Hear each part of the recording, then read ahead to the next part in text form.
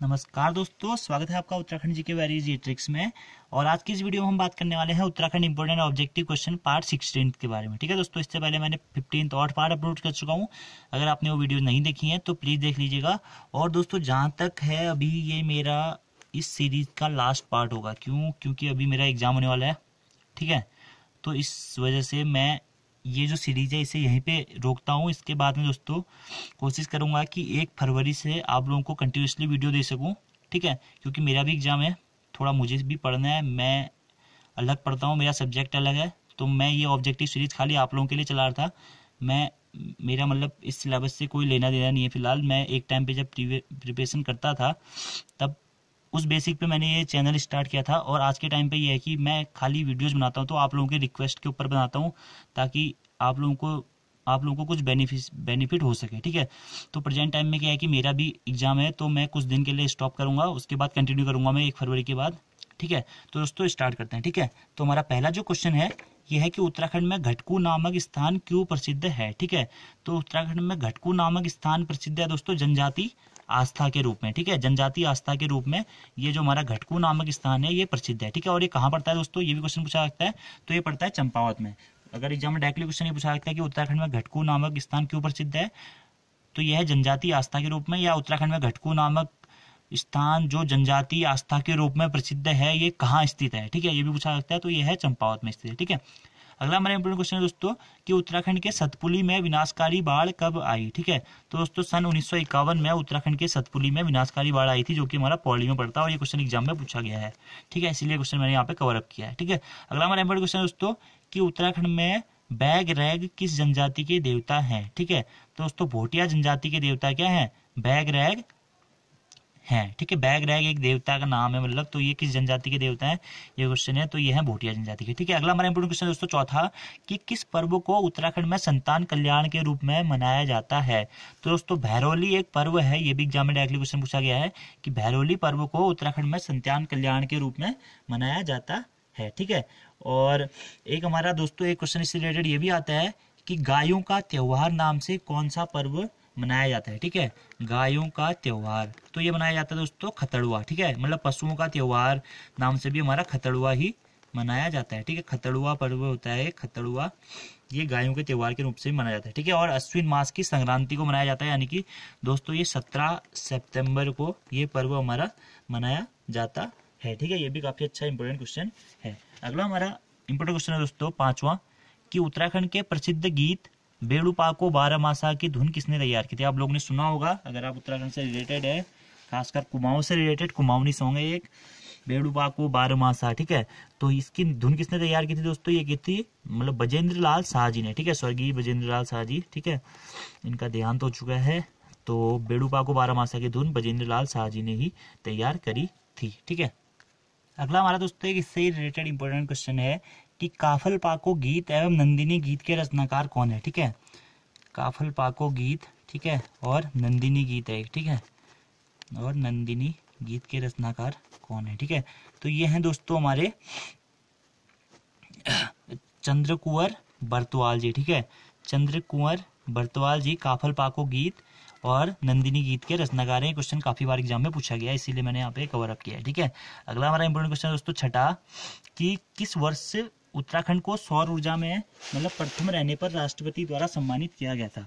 ठीक है, दोस्तों जो हमारा वर्ष 2007 था उस वर्ष उत्तराखंड को सौर ऊर्जा में प्रथम स्थान पर रहने के लिए सम्मानित किया गया था। किसके द्वारा किया गया था, राष्ट्रपति के द्वारा किया गया था। ठीक है, अगला हमारा इंपोर्टेंट क्वेश्चन दोस्तों सातवां कि उत्तराखंड में श्रावण मास में श्रावणी मेला कहाँ लगता है। ठीक है, दोस्तों श्रावणी मेला अल्मोड़ा का हमारा एक फेमस मेला है, जो कि हमारा अल्मोड़ा के एक जागेश्वर धाम जागेश्वर क्षेत्र में पड़ता है। ठीक है, उत्तराखंड का 5वां धाम नाम से जिसे जाना जाता है, तो वहीं पर श्रावण मास में श्रावणी नामक मेला लगता है, जो कि अल्मोड़ा जिले में स्थित है। ठीक है, डायरेक्टली एग्जाम में काफी बार एग्जाम में क्वेश्चन पूछा गया है। ठीक है, और श्रावण मास में लगता है। अगला हमारा इंपोर्टेंट क्वेश्चन दोस्तों कि उत्तराखंड में प्रसिद्ध स्यालदे बिखौती मेला कहाँ लगता है। ठीक है, तो दोस्तों वैसे तो ये लगता है द्वाराहाट क्षेत्र में।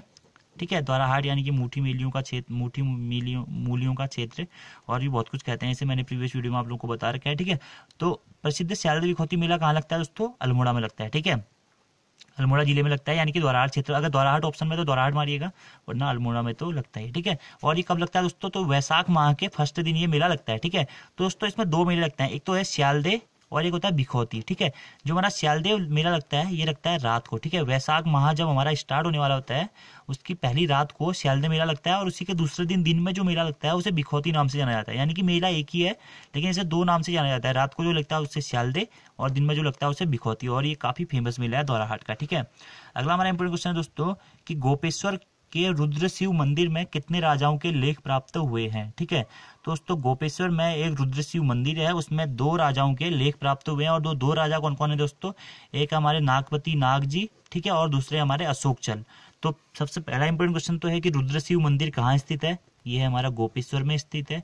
ठीक है, और इसमें कितने राजाओं के अभिलेख मिले हैं, तो ये 2 राजाओं के मिले हैं, और किन किन, नागपति नाग और अशोक चल के। ठीक है, या तो ये पूछा जाता है कि नागपति नाग और अशोक चल राजाओं के लेख किस मंदिर से प्राप्त हुए हैं, तो रुद्रशिव मंदिर से प्राप्त हुए हैं। ठीक है, अगला हमारा इंपोर्टेंट क्वेश्चन दोस्तों कि उत्तराखंड में माणक सिद्धपीठ कहाँ स्थित है। ठीक है, तो माणक सिद्धपीठ उत्तराखंड में देहरादून में स्थित है। ठीक है दोस्तों, माणक सिद्धपीठ कहाँ स्थित है, देहरादून में स्थित है। ठीक है, अगला हमारा इंपोर्टेंट क्वेश्चन है दोस्तों 11वां कि उत्तराखंड में मीठा रीठा साहिब के नाम से कौन सा स्थान प्रसिद्ध है, मतलब कहाँ स्थित है मीठा रीठा साहिब। ठीक है, तो यह है दोस्तों हमारा चंपावत में। ठीक है, चंपावत में मीठा रीठा साहिब स्थान स्थित है। ठीक है, और अगर ये पूछा जाए घटोत्कच मंदिर कहाँ स्थित है दोस्तों, ये भी चंपावत में स्थित है। मायावती आश्रम कहाँ स्थित है, ये भी चंपावत में स्थित है। श्यामला ताल कहाँ स्थित है, ये भी चंपावत में स्थित है। ठीक है दोस्तों, बालेश्वर महादेव मंदिर कहाँ स्थित है, ये भी चंपावत में स्थित है। और क्रांतेश्वर महादेव मंदिर कौन सा है, ये भी कहाँ स्थित है, ये भी चंपावत में।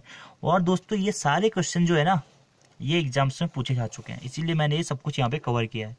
चाहे आप घटोत्कच मंदिर की बात करें, मायावती आश्रम की बात करें, श्यामला ताल की बात करें, बालेश्वर महादेव मंदिर की बात करें, या क्रांतेश्वर महादेव मंदिर की बात करें, तो ये सारे, और मीठा रीठा साहिब की बात करें, ये सारे चंपावत में स्थित हैं और ये प्रीवियस एग्जाम्स में पूछे जा चुके हैं, इसी वजह से मैंने ये सारे कवर यहाँ पे कर रखे हैं। ठीक है, अगला हमारा इंपोर्टेंट क्वेश्चन है कि उत्तराखंड में नौ ढूंगाधार नामक स्थान कहाँ स्थित है। ठीक है, नौ ढूंगाधार, ठीक है, मतलब 9 ढूंग मतलब पत्थर होता है। ठीक है, पहाड़ कुमाऊनी में ढूंग या गढ़वाली में तो उसे कहते हैं पत्थर।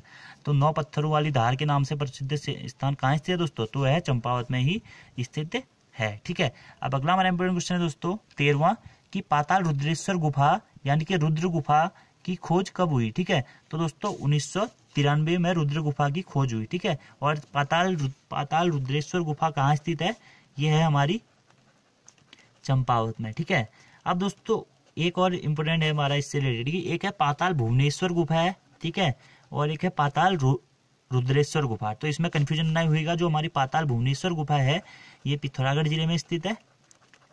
ठीक है, पिथौरागढ़ जिले में स्थित है पाताल भुवनेश्वर गुफा। और पाताल रुद्रेश्वर गुफा कहाँ स्थित है, ये चंपावत में स्थित है। पाताल भुवनेश्वर गुफा के बारे में मैंने आपको प्रीवियस वीडियो में बता चुका है। 33 करोड़ देवी देवताओं का निवास स्थान माना जाता है पाताल भुवनेश्वर गुफा को। ठीक है, और गणेश का कटा हुआ सिर भी इसी स्थान में रखा हुआ है। ठीक है, अगला हमारा इंपोर्टेंट क्वेश्चन है दोस्तों 14वां कि उत्तराखंड की पावनता की प्रशंसा में कितने ग्रंथ लिखे गए हैं। ठीक है, तो उत्तराखंड की पावनता की प्रशंसा के लिए मेनली में 2 ग्रंथ लिखे गए हैं। ठीक है दोस्तों, एक है मानस खंड और दूसरा केदार खंड। ठीक है, और ये स्कंद पुराण के भाग हैं। ठीक है, तो पावनता की प्रशंसा के लिए ये 2 ग्रंथ लिखे गए हैं। ठीक है, और जो हमारा पुराना क्षेत्र था मानस खंड को हमारा कुमाऊं क्षेत्र है प्रेजेंट का, और जो केदार खंड है ये हमारा गढ़वाल क्षेत्र है। ठीक है, तो आप ये तो आपको आता ही होगा बेसिक। अगला हमारा 15वां इंपोर्टेंट क्वेश्चन है दोस्तों कि चंद्रवंश में पचौली, ठीक है, पचौली क्या था। ठीक है, पचौली था दोस्तों एक जाति का नाम था। ठीक है, पचौली, तो चंद्रवंश में पचौली क्या था, एक जाति थी, उनका नाम पंचौली था, पचौली मतलब। ठीक है, अगला हमारा क्वेश्चन दोस्तों 16वां कि चंद्रवंश में बहादुरी पुरस्कार में दी जाने वाली भूमि को क्या कहा जाता था। ठीक है, चंद्रवंश में दोस्तों बहादुरता के लिए मतलब पुरस्कार दिया जाता था, तो वो जो पुरस्कार बहादुरी के लिए दिया जाता था उसको, मतलब पुरस्कार में जो भूमि दी जाती थी उसे क्या कहा जाता था, तो उसे कहा जाता था दोस्तों रौंत।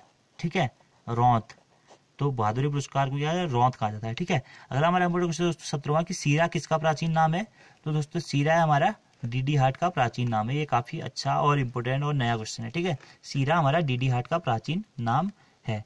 ठीक है, अगला हमारा इंपोर्टेंट क्वेश्चन आता है दोस्तों 18वां कि रुद्रचंद के भूमि संबंधी दस्तावेज किस स्थान से प्राप्त हुए हैं। ठीक है, रुद्रचंद यानी कि एक चंद्रवंशी राजा जो थे। ठीक है, तो जिनके काल में शायद पंचायती राज स्टार्ट हुआ था उत्तराखंड में। ठीक है, रुद्रचंद तो के संबंधी दस्तावेज किस स्थान से प्राप्त हुए दोस्तों, सीरा से इनके दस्तावेज प्राप्त हुए थे, जो कि सीरा यानी कि पुराना इस नाम था उसका सीरा, और ये है प्रेजेंट का डीडी हाट है, ठीक है। रुद्रचंद के भूमि संबंधी दस्तावेज इसी स्थान से प्राप्त हुए थे, ठीक है।